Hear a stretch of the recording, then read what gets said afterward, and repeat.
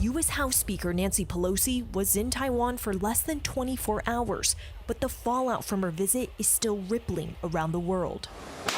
China swarmed the skies and seas around Taiwan with warships and planes, encircling the island in a practice blockade. I think there's a lot of concern around the world that China has now become an agent of instability in the Taiwan Strait, and that's not in anyone's interest. In his first TV interview since becoming the U.S. ambassador to China, Nicholas Burns said he defended Pelosi's visit to Beijing. The night that House Speaker Pelosi went to Taiwan, you were summoned by China's deputy foreign minister. What happened?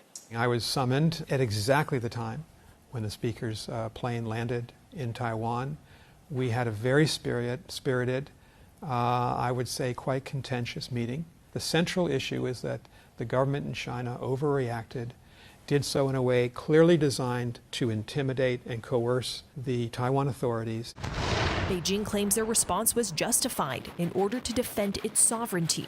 After the visit, China said it was going to cut communications with the U.S. on a number of key areas. I mean, how damaging is that, not just to bilateral relations, but to the world? It's very damaging.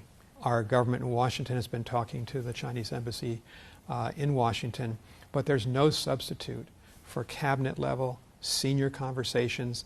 The Chinese have largely shut those down. When we look at this event, let's say 20 years from now, are we going to see that Pelosi visit as a moment that fundamentally changed U.S.-China relations? We do not believe there should be a crisis in U.S.-China relations over the visit. It's a manufactured crisis by the government in Beijing. Russia's war in Ukraine has raised fears that Taiwan could also suffer an invasion by its more powerful neighbor. What lessons do you think Beijing has learned from the war in Ukraine, and how might it be applied to Taiwan?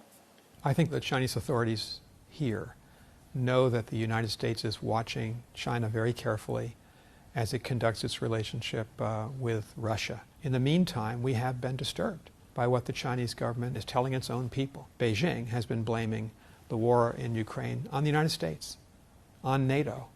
These are completely specious and inaccurate arguments. 34 years ago, U.S.-China relations are at the lowest point in decades. Mistrust is rampant on both sides of the Pacific. What are you transmitting to Washington about your key observations or about a reality check on what's actually possible when it comes to engagement? We have a difficult, competitive relationship with China, but you have to show up at the negotiating table. One of the messages that I would certainly, as ambassador, like to impart to the government here in China, and please meet us.